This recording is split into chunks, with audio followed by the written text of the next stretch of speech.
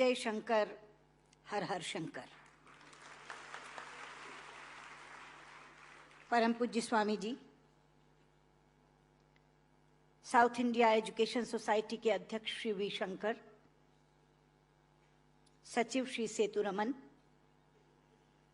आज ही इसी मंच पर पुरस्कृत हुए स्वामी तेजोमयानंद जी, श्री अमिताभ बच्चन जी, श्री सेम पेट्रोदा जी, और इस गरिमामय समारोह में उपस्थित मेरे बहुत ही स्नेही भाइयों और बहनों,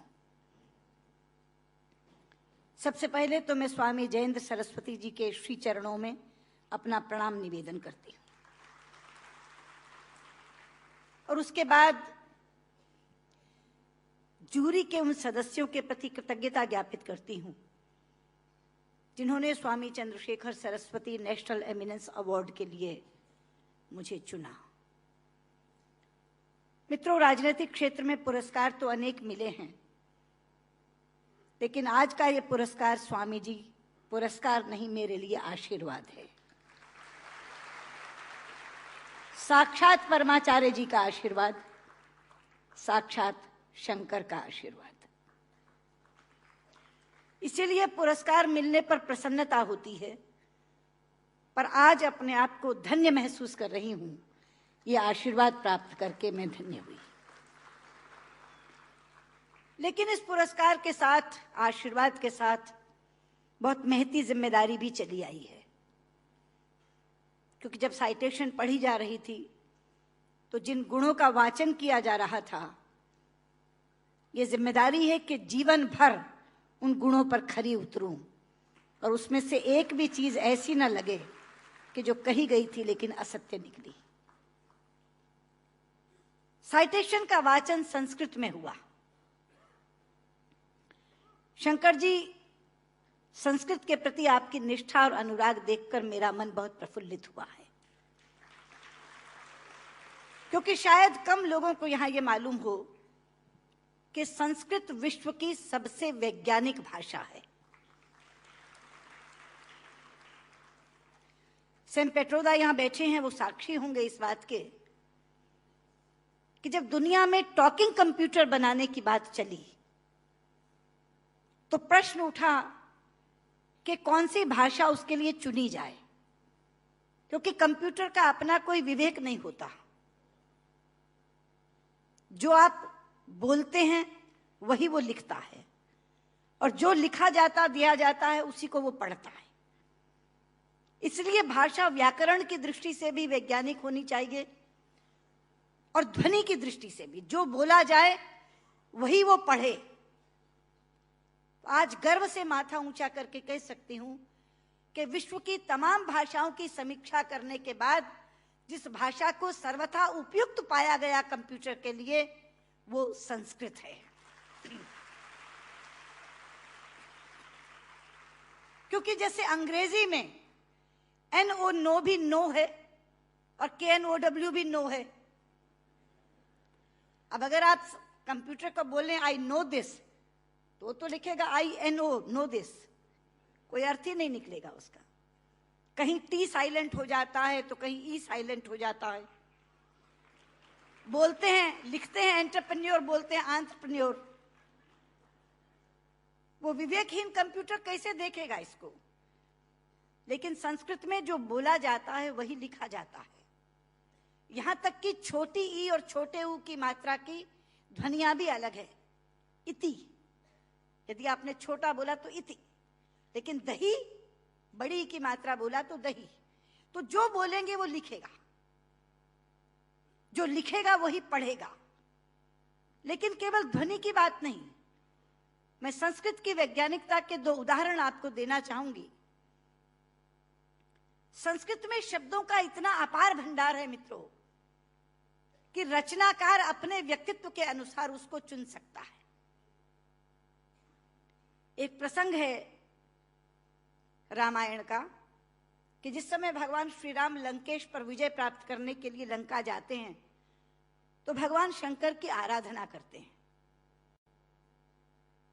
वो स्तुति जिसमें करते हैं वो रामचरितमानस में रुद्राष्टकम के नाम से समाविष्ट किया गया है।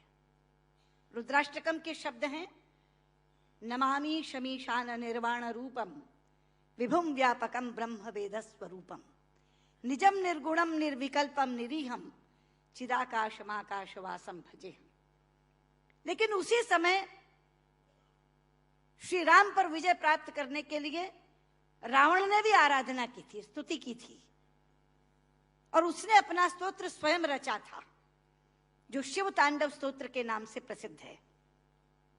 शब्द हैं, डमट डमट डमट डमन निनाद वट डमर वयम चकार चंड तांडवम तनो तुने शिव शिवम धगत धगत धगत जवल ललाट पट्ट पावके किशोर चंद्र शेखरे रति प्रतिक्षण मम धराधरेन्द्र नंदिनी विलास बंधु बंधुरा स्फुर दिगंत संतति प्रमोद मान मानसे। यहां बैठे किसी एक 5 वर्ष के बालक के सामने यदि मैं केवल ये 2 श्लोक रख दूं और ये कहूं कि बच्चा ये बताओ इसमें से कौन सा रावण ने रचा होगा और कौन सा राम ने पढ़ा होगा, तो बिना कुछ जाने वो कहेगा कि डमट डमट डमट डमन ये रावण का श्लोक होगा, क्योंकि शब्द उसके व्यक्तित्व से मेल खाते हैं। और नमामि शमीशान निर्वाण रूपम राम ने कहा होगा। यह है संस्कृत की वैज्ञानिकता। एक और उदाहरण देती हूं, आप हैरान हो जाएंगे। संस्कृत के एक रचनाकार हैं दंडी, उनका एक नाटक है 10 कुमार चरितम, जिसमें 10 राजकुमारों की कथा है अलग अलग। उसमें एक कथा आती है राजकुमार विश्रुत की। प्रसंग है कि वो आखेट के लिए शिकार करने के लिए जंगल में जाता है। एक तीर आकर उनके होंठ पर लगता है और उनका निचला होंठ कट जाता है।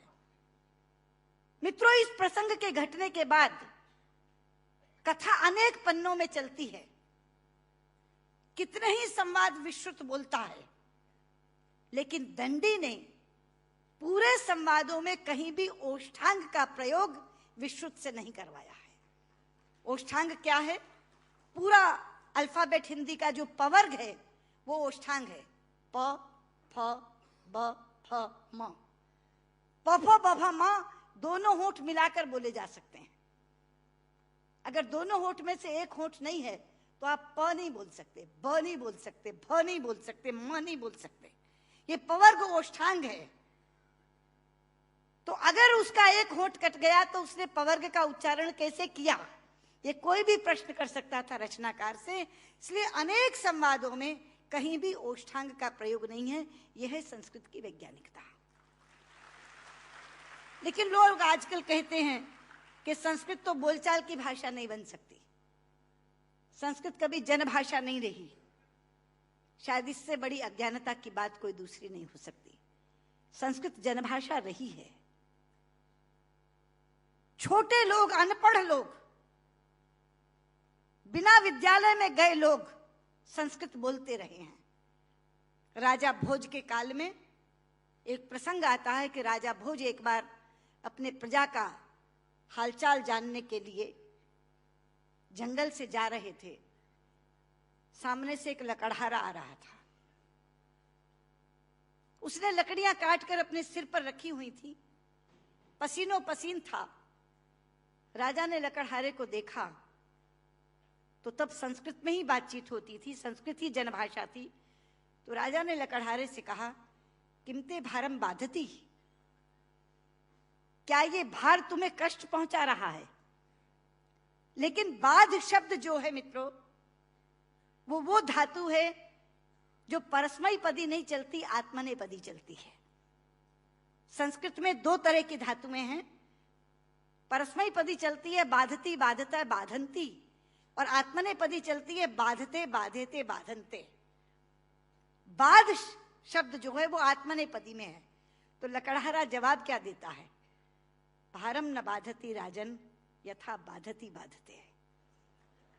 कि राजा, मुझे ये भार कष्ट नहीं दे रहा जितना आपके मुंह से बोला हुआ बाधती शब्द कष्ट दे रहा है, क्योंकि बाधती शब्द का अशुद्ध उच्चारण आपने किया है।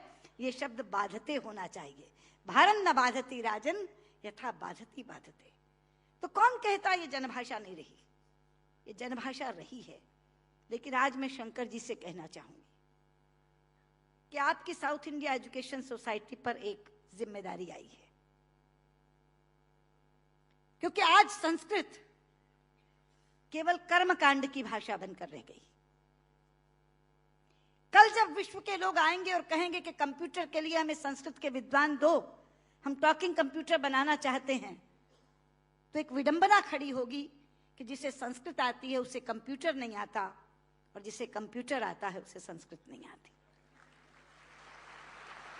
इसलिए केवल साइटेशन संस्कृत में पढ़कर अपने कर्तव्य की तीसरी मत कर लीजिए। साउथ इंडिया एजुकेशन सोसाइटी का ये फर्ज बनता है, ये कर्तव्य बनता है कि वो ऐसे लोग पैदा करे जो संस्कृत और कंप्यूटर दोनों के परम विद्वान बने, और उस समय जब हमारे सामने ये बोध आकर के खड़ा हो, ये विषय आकर के खड़ा हो कि टॉकिंग कंप्यूटर के लिए संस्कृत के विद्वान चाहिए, तो साउथ इंडिया एजुकेशन सोसाइटी कहे ये लीजिए, हम देते हैं जो संस्कृत के भी ज्ञाता हैं और कंप्यूटर के भी ज्ञाता हैं। क्योंकि अथाह भंडार भरा पड़ा है हमारे ज्ञान का, हमारे शास्त्र, हमारे उपनिषद, हमारे ग्रंथ, और उन ग्रंथों की सोच लोगों तक पहुंची नहीं। आज अभी शंकर जी अपने प्रारंभिक वक्तव्य में कह रहे थे, उदार चरिता नाम वसुधैव कुटुंबकम। ये संस्कृत जानने वाले की सोच है। संस्कृत बोलने वाला पूरी पृथ्वी को परिवार मानता है, वसुधैव कुटुंबकम। संस्कृत बोलने वाला पृथ्वी को परिवार मानता है, और अंग्रेजी बोलने वाला विश्व को बाजार मानता है। और ये सोच का अंतर है, क्योंकि परिवार में प्यार होता है मित्रों, बाजार में व्यापार होता है, केवल व्यापार, शुद्ध व्यापार। लेकिन ये कौन बताएगा लोगों को कि भारतीय संस्कृति में पूरी पृथ्वी को, पूरी वसुधा को कुटुंब मानने की भावना है। सर्वे भवन्तु सुखिनः, हम तो सर्व की बात करते हैं, सर्वे सन्तु निरामया, सर्वे भद्राणि पश्यन्तु मा कश्चित् दुर्भाग् भवेत्। सर्व के कल्याण की कामना किसने की है? लोग अपनी अपनी बात करते हैं, लेकिन ये है वो भारतीय संस्कृति जो सर्व के कल्याण की कामना करती है। इसलिए बहुत ज्यादा आवश्यक है कि ये ज्ञान जो छिपा पड़ा है पुस्तकों में, केवल इस कारण नहीं पहुंच पा रहा कि ऐसी भाषा में है जो भाषा मृतप्राय होती जा रही है, जो भाषा केवल मंत्रोच्चार की भाषा बन गई है कि विवाह पद्धति करानी है, जन्म मरण कराना है तो पंडित जी को बुला लो, वो भी अपना आधा अशुद्ध और आधा शुद्ध बोल के चले जाते हैं, क्योंकि उनको भी कोई टोकने वाला नहीं, उनको भी कोई कहने वाला नहीं कि आप क्या कर रहे हैं। इसलिए साउथ इंडिया एजुकेशन सोसाइटी पर यह जिम्मेदारी आई है, आप इस काम को करें। और मैंने अभी जब आप बैठे थे तो मैंने आपसे कहा था कि जो 2.5 लाख का पुरस्कार आपने मुझे दिया है, मैं आपको वापस करती हूँ। आप इसी पुण्य कार्य में आप उसका इस्तेमाल करें, और ये काम आप जरूर करेंगे। मुझे लगता है तभी मेरा यहाँ आना सार्थक होगा। बहुत बहुत धन्यवाद।